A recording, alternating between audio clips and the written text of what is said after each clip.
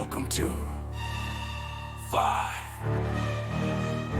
Haunting Questions.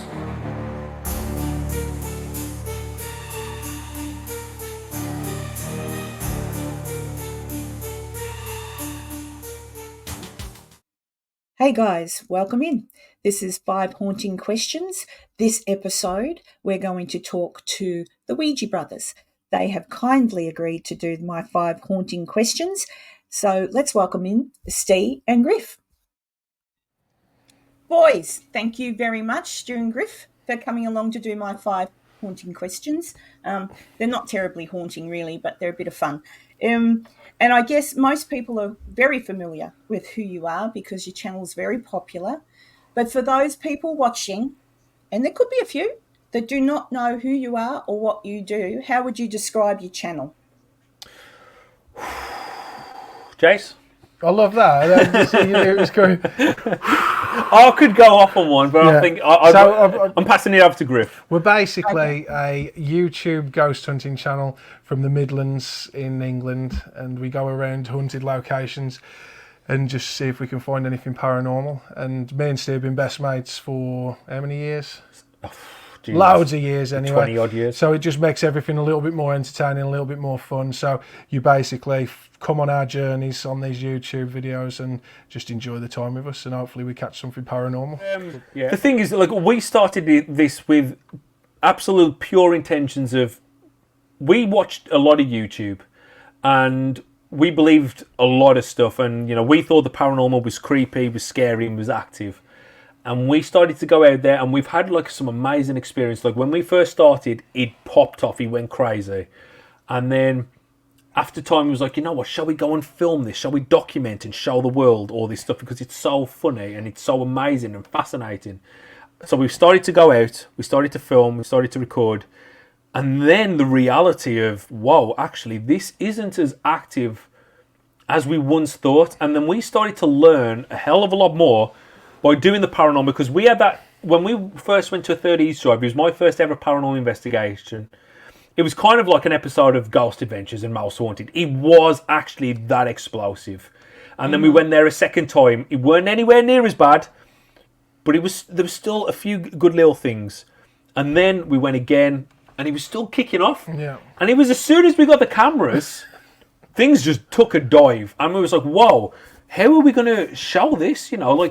What do we actually have to show people? So we had two choices. We don't make a channel, or we show people what we capture on the night. And if it's us just having a laugh or having a joke and the very much of nothing happening, that's better than just kind of going out and just not releasing a video of that entire investigation, because that's not a true representation.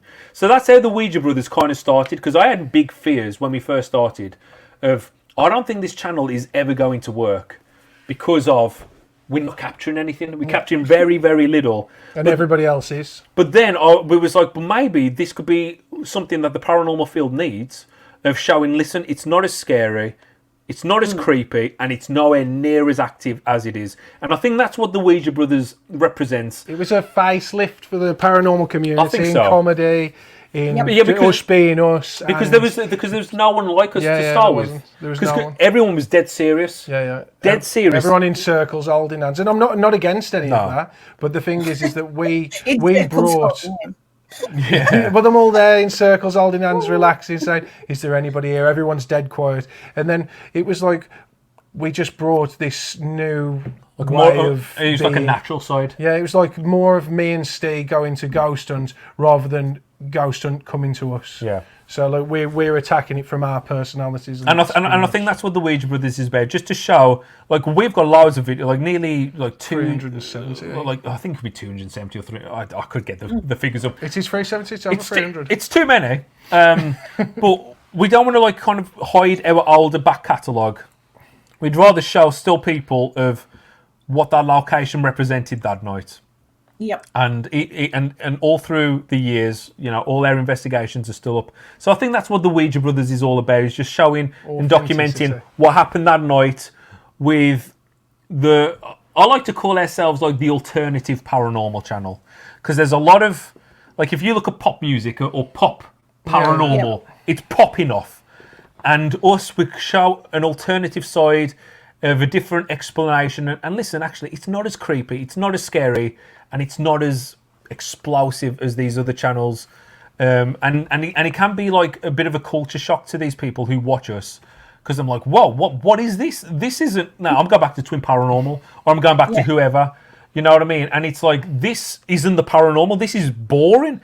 And I'm like, unfortunately, yeah. That is what That's... I mean, the paranormal is boring when nothing happens, but when something does happen, that's when it's fascinating. And I think that's what people need to realise, and that's what your channel brings to the forefront. When they watch people like, I don't watch the Twin Paranormal, but, when you watch programs like that it's all, hype, that's exactly what it is. That's exactly who it's aimed for. It's aimed at people that probably honestly really don't care if ghosts are real. Because if they did, they would gravitate more to your kind of content. I think it's those kind of channels are aimed at the younger generation, the ones that have got a short span of attention and need things popping all the time to keep them engaged with the content. I think for me, I don't watch it. Do you watch it? Yeah. Well, because my daughter likes to watch it, so it is exactly how you said. It's like how you like engage a child into watching something. It's really fast-paced, cut, screaming, everyone's shouting. So it really addicts them into watching it because it's so different. Because we live in a world where it's a 12-second video and everyone's just swiping up. So these kind of videos, the TikTok culture, like the time frame for the mind is a 12-second time frame. So these children are like fast cut. So they feel like they're watching a different video. So that's why it keeps them engaged. And with all of the screaming and all of the shouting and the dramatics, it keeps children involved as well, because that's what they love that as well. Yeah. I believe that those paranormal channels that you're talking about are aimed solely towards children, and the majority of their viewership is anywhere from the ages of 8 up until 16, 17. And then when if they do have like a little bit of a interest into the paranormal, you'll see them swaying over to other channels, maybe not channels like ours, but maybe channels with a little less explosiveness.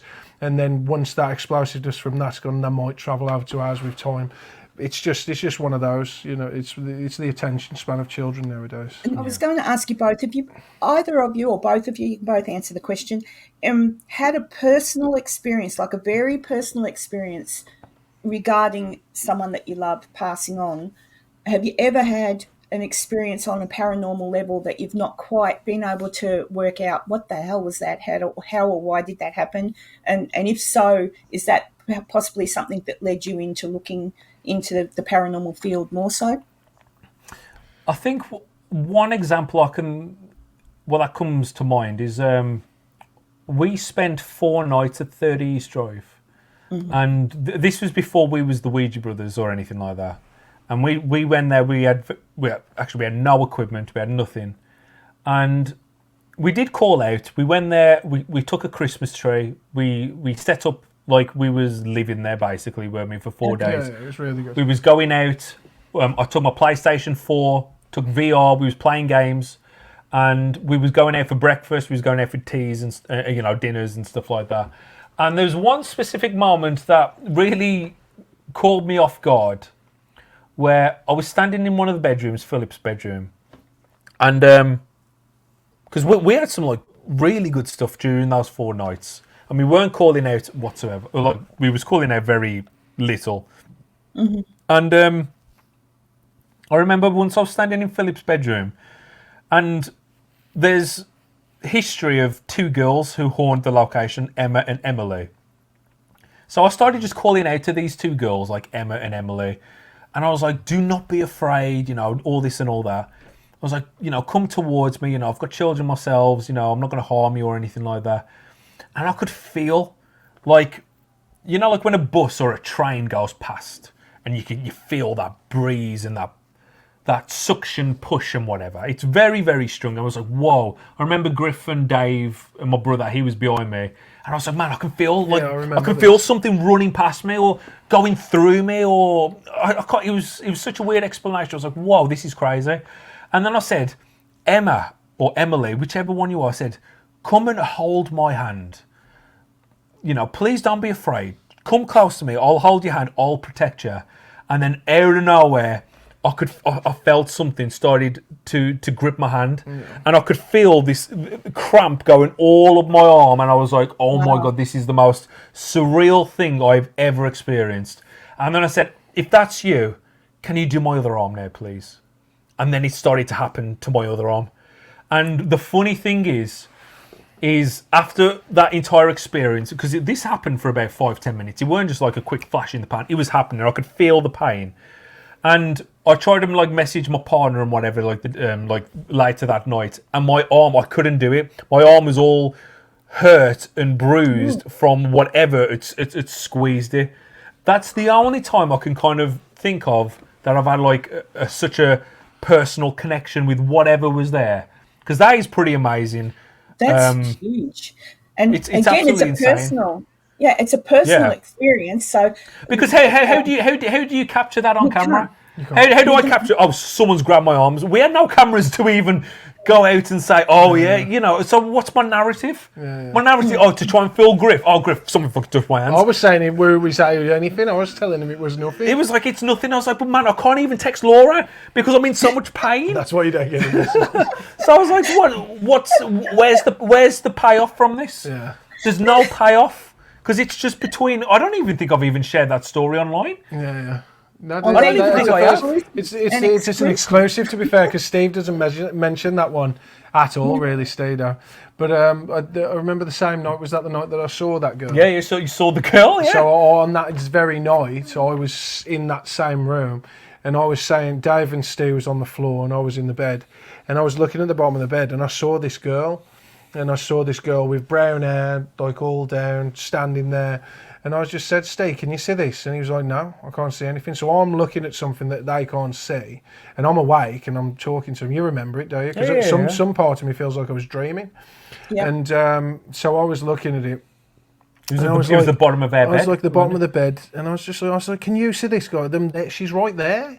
This little girl's right there. She's there." And anyway, we told them. They said they couldn't see it. I was like, black eyes. I was like, "Forget it, whatever." I went to bed.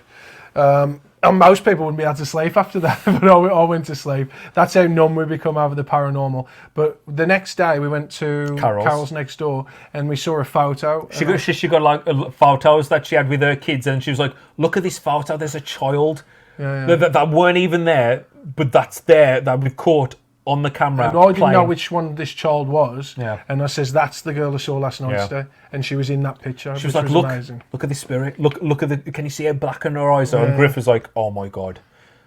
He said, "Steve, Dave, what did I say yesterday?" And I was like, "Well, you was talking about a kid that you seen at the end of the bed with big black eyes at the bottom with these features." And then Carol was showing us a picture that she had captured inside her house.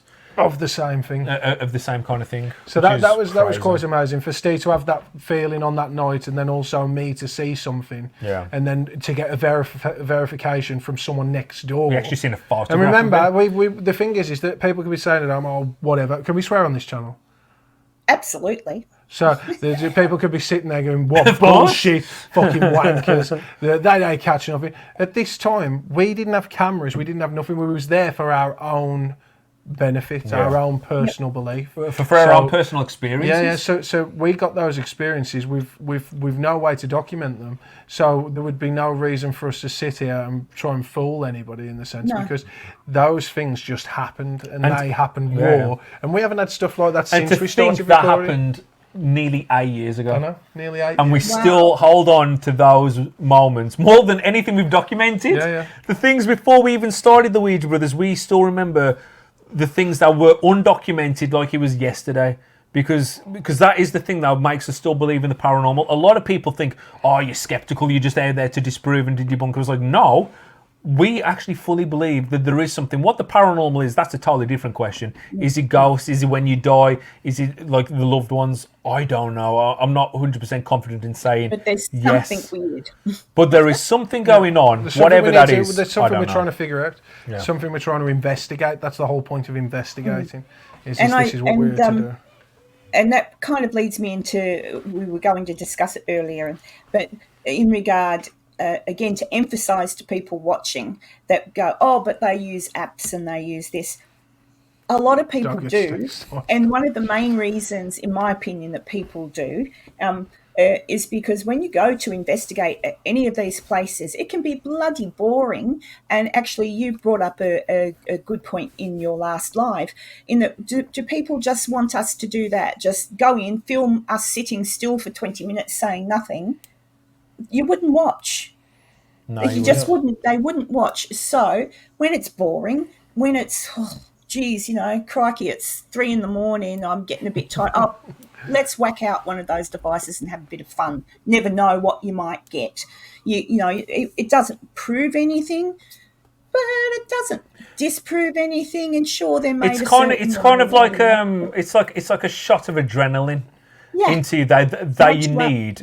When you're falling asleep, it's like, oh, get it on now. Demon! Oh, what you are? Was that a demon? It kind of just gives you a bit of a lift, because, I mean, this is what I always say to people. Okay, yeah, we've got an app up. He just stands there until it looks at him. We got a K2 up. We got an app up. We got a tripwire. We got the mail rem. Perfect. The night is sorted. If poltergeist activity was kicking off behind us, things were being launched at us, a door was slamming, people are being dragged, do you really think we're going to go, wait there, ghost? I've got mailroom action going on here. I've got a word that's just come up saying, be careful. Do you really think that we're going to take priority over the devices and the apps? Or do you think we're going to go, okay then guys, we've got something serious going on behind us right now. Forget them and that is going to take major priority over anything. But the sad reality is, we've never been dragged. We've never had anything thrown at us.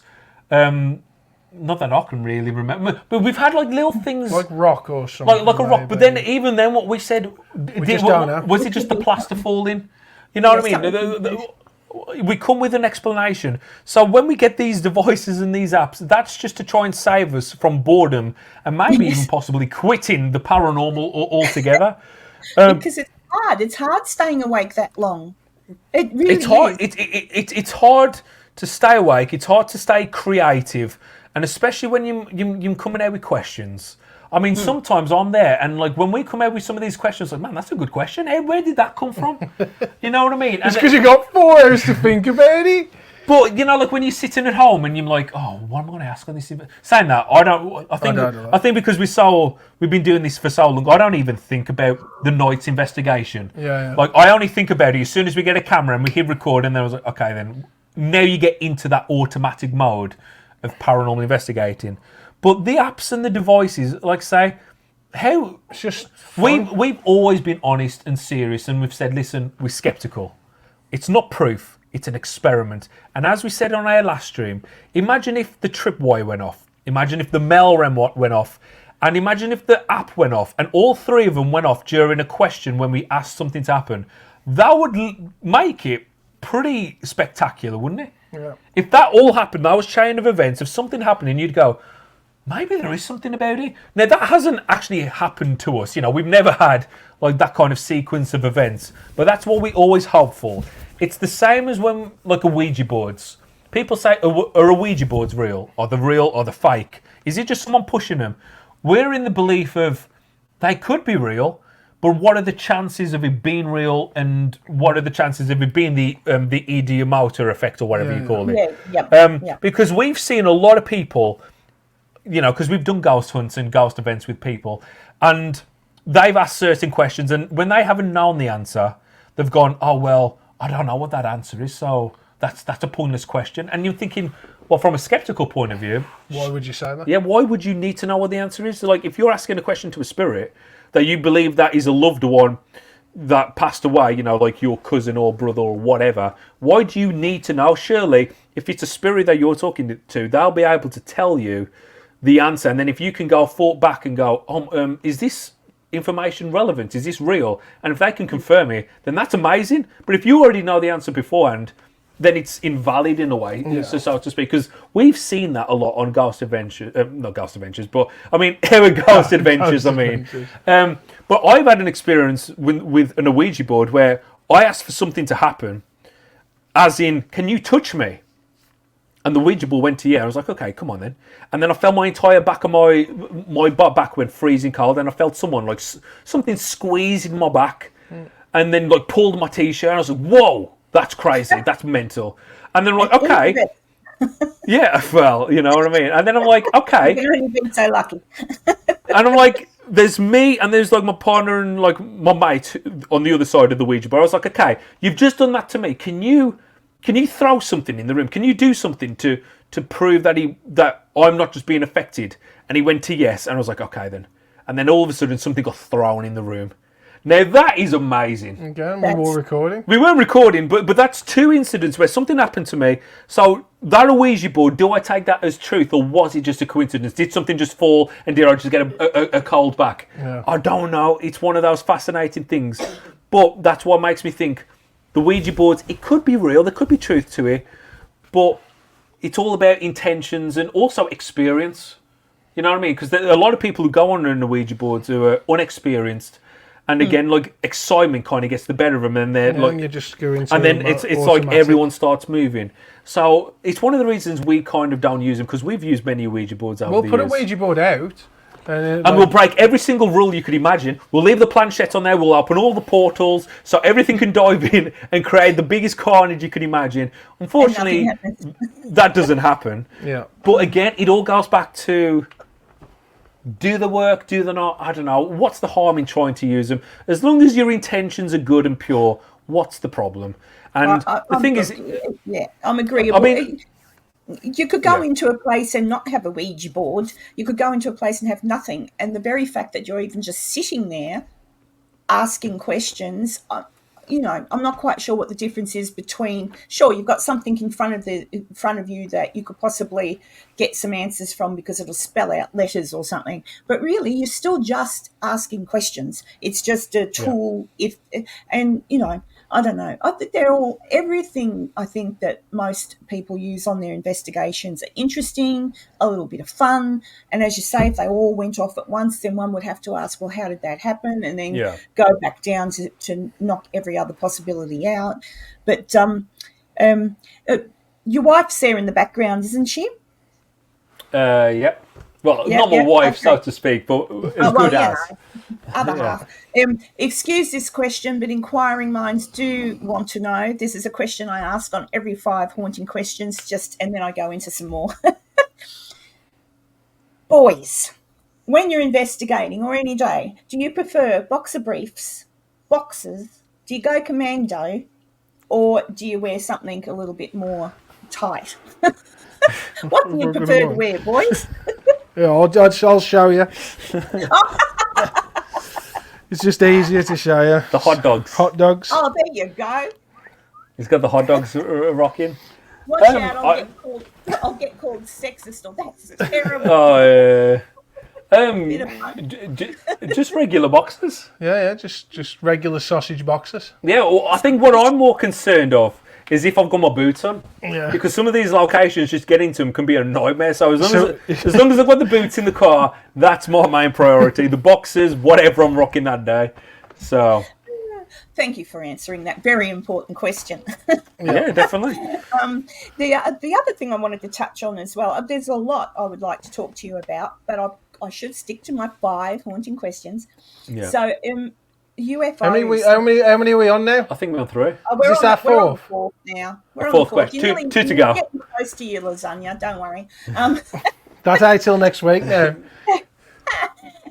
UFOs. What do you reckon? Have you ever seen anything? Do you believe in aliens? A UFO? Holy God! So, for me, I've sat there, skywatched a few times, and had a look at a few things, and you do see like little bits of movement and stuff like that. But I've never ever seen a UFO personally, and like up front. But like you see things shooting in the sky. Could it be like a star moving or a shooting star or something like that? But like a lot of cases on UFOs are quite intriguing, and it's like you just think to yourself, how can pilots see that stuff and then be like, that's not a UFO? But a UFO is an unidentified flying object, so if you don't understand what it is, everything's a UFO. So everything is. What about you, Stu? Steve. It's just stewed you. Steve, Steven. I don't.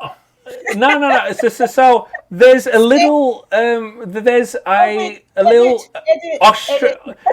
Australian icon called Steve Irwin, and so my name is the same as Steve Irwin. You know what I mean? Oh God. I'm sorry. I've always just called you Stu. No, to be fair, Everyone calls him Stu. but a lot of people. Loads, everyone. And that's when the people get the ban and That's the a block. ban It's list, that is. "Oh, it's Stu." Stu, the fuck's Stu? And you know what's even Switch this funny? live off now. You know what I mean? I even put up credits at the start, and he goes Griff and Stee. Yeah. You know what I mean? There's no you in this. But anyway, UFOs. If you put STEE, then people will say Stee. See? We ain't. I think an STE is more than enough to get the grasp. Anyway. We digress. So UFOs, what do you reckon? UFOs. I mean, personally, I've never seen an alien or anything, but I don't believe that we are alone. There's definitely got to be something out there in the big, wide galaxy. But do you think they're on Earth with us, or do you think they're in the galaxy? I mean, do you think they're in the seas, or do you think they're in the sky? I like to believe that Men in Black is real. You know what I mean? Because that's such an amazing. That's an amazing film. So there's got to be something. I mean, I'm going to say there's something in it, but it'd be nice to think that there's something going on. But there's also that film They Live with Roddy Piper, directed by John Carpenter. Oh. You see, I take these glasses off. She looks like a regular person, doesn't she, huh?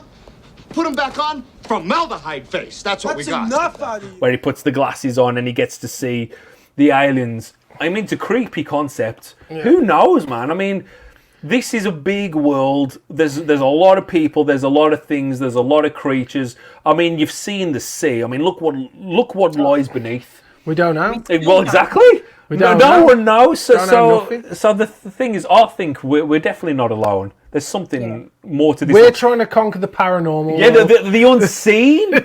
So imagine what's seen, and we walk past him. You know, I mean, good God, I've seen a lot of goblins. Yeah, you know what I mean, and monstrosities. Oh yeah, Jesus Christ. Some fairies.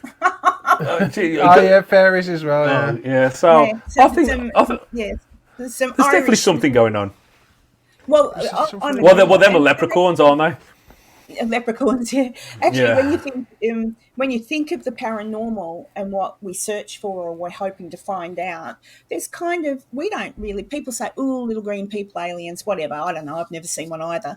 But it's an interesting thing to think. Well, really, people say they see these things. People say, but not many people do see these things. It's kind of like a crossover, because how do you know in some respects that what we're searching for in regard to paranormal isn't somehow linked into that kind of thing as well? Maybe all different dimensional things intertwine, and maybe it's all one and the same. I don't know, maybe you'll go to a haunted location and get abducted by a little grey person or a green person. Well, that's the dream. The dream. To be abducted by a grey. Well, I've heard some people say 30 East Drive is haunted by aliens. You reckon? Yeah, the theory. I mean, I've seen photographs of people capturing, like, what's that? This is controversial information, but I've seen a picture of someone saying they've caught a grey inside 30 East Drive. Yeah. Like an actual grey alien. And some people said because of the lines and everything, is it some kind of interdimensional and it's aliens messing with people in there? And the thing is, you don't know. It could be. You know what I mean? No one actually knows anything. I mean, the world is a scary place.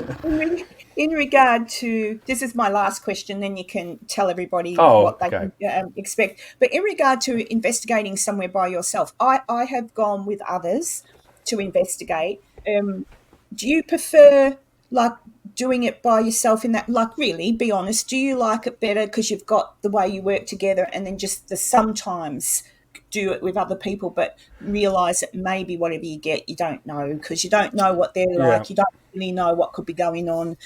Do you know what I mean? I think I'm trying to do it. You prefer on your own and a bit of fun to the side. Yeah, I mean, I definitely prefer when it's just like me and Griff. You know what I mean? Because we've done it for so long, and it's just always been us, and we just know kind of the routine.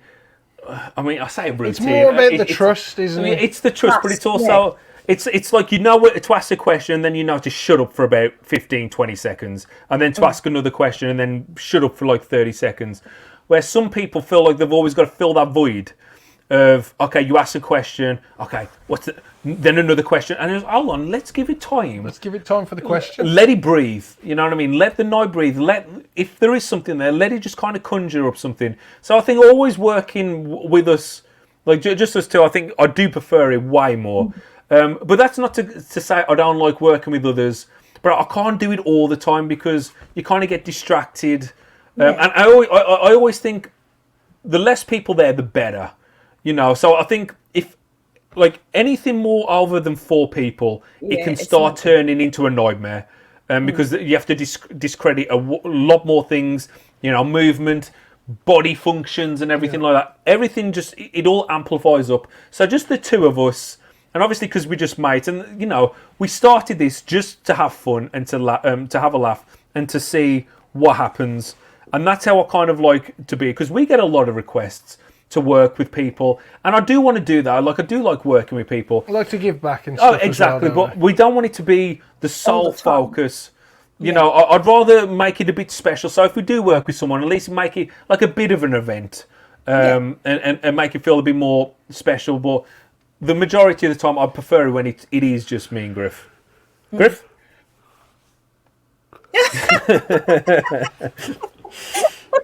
It's been a long night.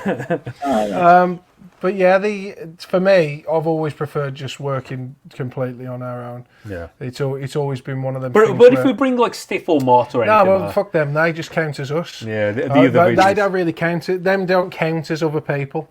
To me, they just count as the bonus. It's like us hanging out. Instead of going to a pub or a club, it's like let's us go to an hanging with our abandoned. mates. Yeah. So for me, I've always preferred working with just the people that I know, because I know that if I ask them a question, they're going to give me a straight answer. Yeah. Whereas if I ask someone, like it's happened before, where we've been on a night, and was that your stomach? And I know for 100% that it was, and they say no, it was mine. So I'm already being told that something wasn't when I know it was, and that's already starts off a bad night. So it's kind of like when we do stuff, it's like we automatically, that was me, or that was this, this was this. So everything's already sorted out. It's funny. It's like a filing cabinet. Yeah. And we know exactly where everything is. We know each other's bodily functions. You know what's good. Steve knows mine more than his, because he gets to watch it 7 times before he goes up. So it's one of them things. So for me, it's great. But on the other hand, I do like working with groups of people to show them, like, and give them more experience and show them that it's not about every little noise. Or maybe we could learn from them as well. And then on the other side of that is that the questions that they ask, it might be something that I've never asked in my entire life, but it's a really good question, so I might use that next time. So it's tit for tat when it comes with working with other people, but I do prefer working with just me and Steve, and obviously Stiff and Mart every now and again. Yeah, them are like our best friends. And they're our best friends, so it's kind of like, it's nice working with them, and because it's just like us having hanging out with them, isn't it? Because we haven't seen them for a few months. Yeah, and working with other people, and then doing events with other people, that's still fun. But I have to switch off from, is that real or is that not real type of thing. Yeah, you have to think, oh, look, I can't take that. Look, this is fun. I'm having fun. I'm enjoying being with my mates, but I can't say that that's anything. So I'll switch off trying to be too focused on getting the evidence, because you don't know. Well, there you go. It's all done. You can rip off the Band-Aid. So what have you got coming up, lads? What we've got coming up, to be fair, we wing each week. So let's tell them what the schedule is.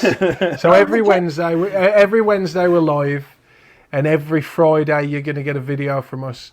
We go out weekly and we do various things, and like Steve says, we just turn up at certain places. We don't know what we've got in store next week. It just seems to happen, and that's just the whole premise of the Ouija Brothers. It happens, and then Steve works hard on the videos and he gets them out to you, and then we do lives on Wednesdays. And if you want to follow us, you can follow us on Facebook. Have we even said our name? We are the Ouija Brothers, by the way. My name's Griff. This is Steve. Well, I think the merch sells it. Super Ouija Brothers. So I don't think we actually. I don't think we've even said who we are, but we are the Ouija Brothers. Yeah. I mean, again, like we don't really have much like planned at the moment. I mean, if you're from England, we might have something coming up with people being involved with us. Oh yeah, but like we wing each week like you wouldn't believe, and people think we've got a game plan. It's like we really don't. There's no diary here. There's no diary. We just wing it. We find places. We go out. We film. We record, and we just throw it all out and hopefully finds an audience somehow. Having fun a ghost. Hopefully, I think that's the main thing. I think that's the main thing. I think we're missing the plot of the Ouija Brothers. We are in search of the spiritual, ladies and gentlemen. Yeah. But we've never seen a ghost. We've never seen a ghost. We haven't had that incredible. Saying that we did have a good moment last year. We've had a few good things, but it still keeps making you question: is the paranormal real? And that's why we keep doing it to find the reality and the truth.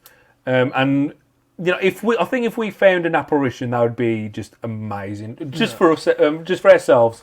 I wouldn't even care what anyone else thought. If we caught it on camera and showed it, I would not give one care if people say, "Oh, the fake that's CGI." Wouldn't care. Yeah. Because it's like we've seen it. It's for us. We've caught it, and that's what it's all about. And like I said, we're privileged that people are, happy to watch our videos and to follow us. But just be prepared that we're not like the others. We're like the alternative paranormal. The paranormal. The alternative. And if you're happy to watch B-roll and us get upset that we don't fully believe, then we are the channel for you. Why you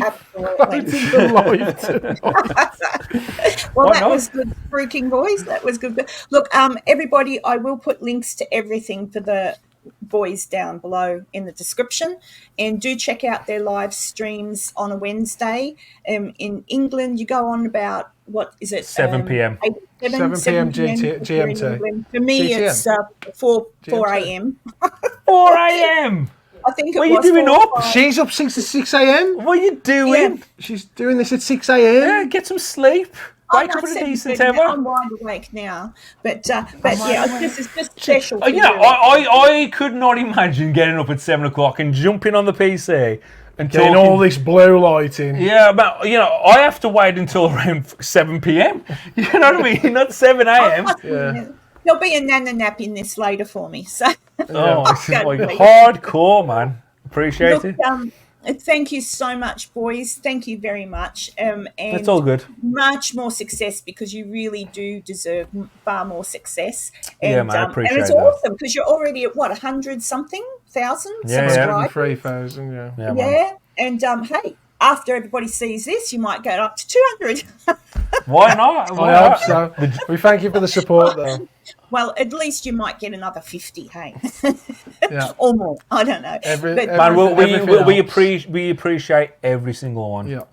Yeah, and you do, because it's awesome. I think, I don't know how you feel, probably the same as I. Once you realise there's people actually subscribing because they like what you're doing, it's such a compliment. It makes all the hard work worth it, because you think, oh, yay, all this stuff I'm creating and everything, everybody likes it. Excellent. Good. But I think your content's fantastic. I enjoy watching it. Thank you very much. And it makes me laugh. I do like a good laugh. So, yeah, thank you, boys. And, hey, everybody, like I said, check them out. And I'll see everybody on the next one. Bye. See you later. I don't